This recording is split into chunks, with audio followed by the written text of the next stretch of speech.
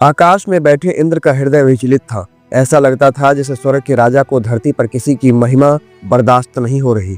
आखिर ईर्ष्या के बीज देवताओं के दिल में भी तो अंकुरित हो सकते हैं। देवलोक में इंद्र की सभा सजी हुई थी।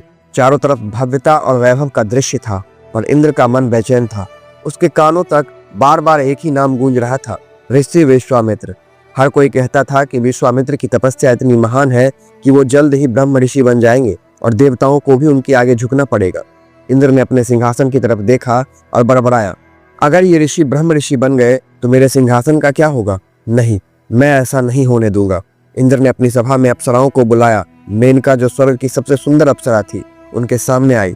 इंद्र ने उसे आदेश दिया, मेनका, तुम्हें ऋषि विश्वामित्र की तपस्या भंग करनी होगी, उनका ध्यान भटकाना होगा, उनका मन मोहना होगा। मेनका थोड़ी हिचकिचाई। वो जानती थी कि ऋषि विश्वामित्र केवल साधारण तपस्वी नहीं थे, लेकिन स्वर्ग के राजा का आदेश था, वो पूरा करना पड़ा। वो सुंदरता और मोहकता का जादू लेकर पृथ्वी की ओर चल पड़ी। विश्वामित्र एक गहरी तपस्या में लीन थे। उनके चारों ओर अद्भुत शांति थी।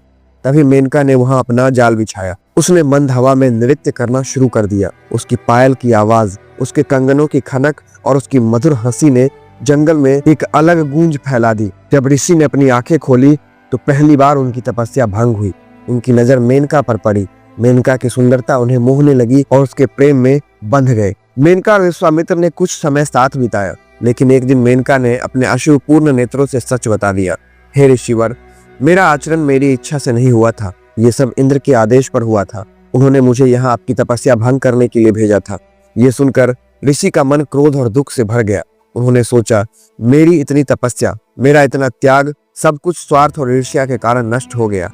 क्रोध में जलते हुए विश्वामित्र ने आकाश की ओर देखा और एक गर्जना की, हे इंद्र, तुमने अपने सिंहासन की रक्षा के लिए छल किया है। अब तुम देखोगे तुम्हारा वही सिंहासन तुम्हें छोड़ देगा।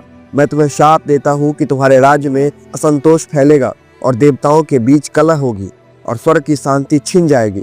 शाप का असर तुरंत होने लगा। स्वर्ग में अशांति फैल गई। इंद्र का वैभव फीका पड़ने लगा। उन्होंने नारद से सहायता मांगी। नारद मुस्कुराए और बोले, हे इंद्र, तुम्हारी ईर्ष्या का फल है ये। किसी की महानता देखकर जलना स्वयं का पतन सुनिश्चित करता है। यदि तुम क्षमा मांगोगे तो शायद ऋषि तुम्हें क्षमा कर दे। इंद्र को अपनी गलती का एहसास हुआ और उसने जाके विश्वामित्र से क्षमा मांगी। विश्वामित्र ने अपने क्रोध को त्याग कर कहा, हे इंद्र, याद रखो, ईर्ष्या तुम्हें हमेशा छोटा ही बनाएगी। अगर तुम दूसरों की महानता को स्वीकार करोगे तो तुम्हारा भी सम्मान और बढ़ेगा। अगर आपको ये कहानी पसंद आई हो तो आप प्लीज प्लीज प्लीज वीडियो को लाइक करें और चैनल को सब्सक्राइब कर दें, क्योंकि इसी तरह की कहानियां आपको यहाँ पर रोज सुनने को मिलेगी। आपका बहुत बहुत धन्यवाद।